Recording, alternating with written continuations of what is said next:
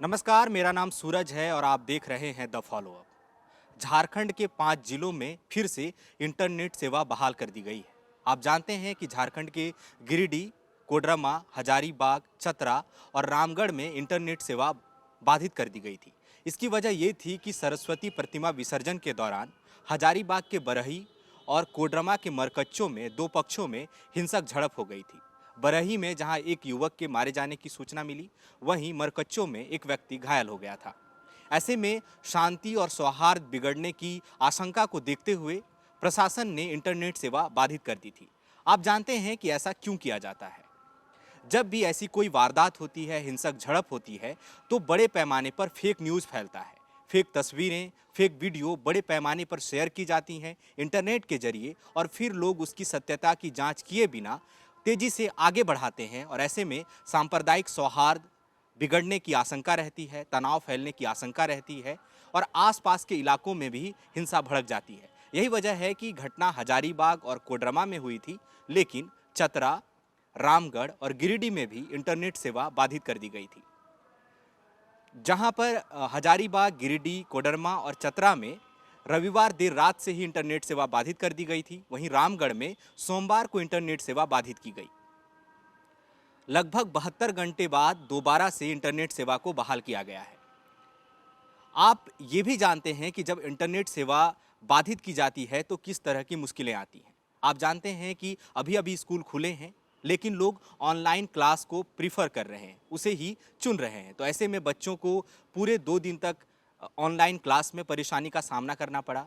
Banking के जुड़े सारे काम प्रभावित रहे, ऑनलाइन बैंकिंग नहीं हो सकी, उसमें परेशानी आई। जो लोग कैफ़े चलाते हैं, कैफ़े से जुड़े बिजनेस में हैं, उनको परेशानी हुई। इसके अलावा कई लोग शेयर मार्केट से जुड़े हैं, उससे जुड़ा हुआ काम करते हैं, उनको परेशानी हुई। कई प्राइवेट कंपनियों ने वर्क फ्रॉम होम दे रखा है, वो लोग घर से काम कर रहे हैं। इंटरनेट सेवा बाधित होने की वजह से उसमें परेशानी हुई। इसके बाद जो सरकारी काम है उसमें भी कई प्रतिशत जो है घरों में काम हो रहा है, तो उसकी वजह से भी परेशानी हुई।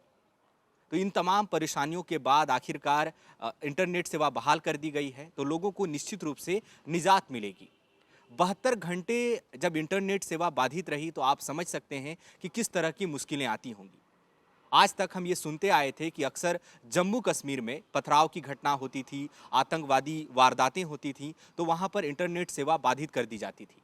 जब वहाँ से अनुच्छेद 370 हटाया जा रहा था, तब भी इंटरनेट सेवा कई महीनों के लिए बंद कर दी गई थी। जम्मू कश्मीर में बहुत आम रहा है कि वहाँ पर 2 महीने, 3 महीने, 4 महीने, 6 महीने के लिए इंटरनेट सेवा बाधित कर दी जाती है, या उसे 4G से घटाकर 2G कर दिया जाता है।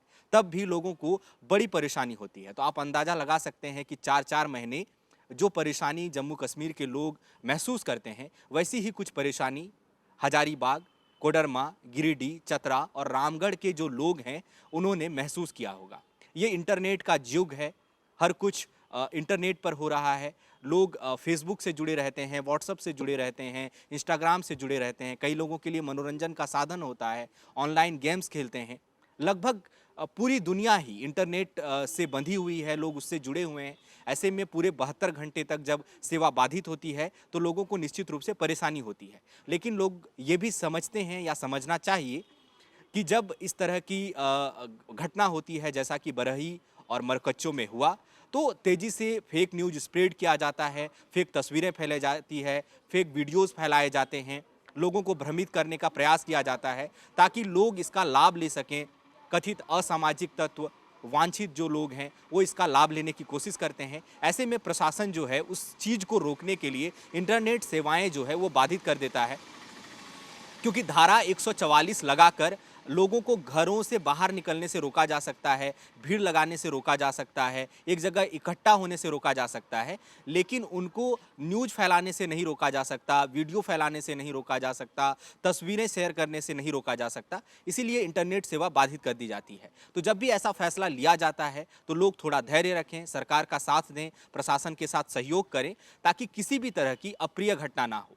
फिलहाल इन 5 जिलों में इंटरनेट सेवा बहाल कर दी गई है। उम्मीद है कि लोगों को अब राहत मिली होगी। जो बच्चे ऑनलाइन क्लास कर रहे हैं वो ठीक से ऑनलाइन क्लास कर पाएंगे, बैंकिंग से जुड़े काम जो है सुचारू रूप से चलेंगे, लोग ऑनलाइन बैंकिंग के माध्यम से ट्रांजैक्शन कर सकेंगे, डाकघरों में ठीक से काम हो सकेगा और जो लोग वर्क फ्रॉम होम कर रहे हैं वो भी अपना काम ठीक से कर सकेंगे। जो लोग शेयर मार्केट से जुड़े हैं अपना शेयर मार्केट से जुड़ा काम ठीक से कर सकेंगे। बाकी झारखंड और बिहार सहित देश दुनिया की बाकी और खबरों के लिए हमारे साथ बने रहिए।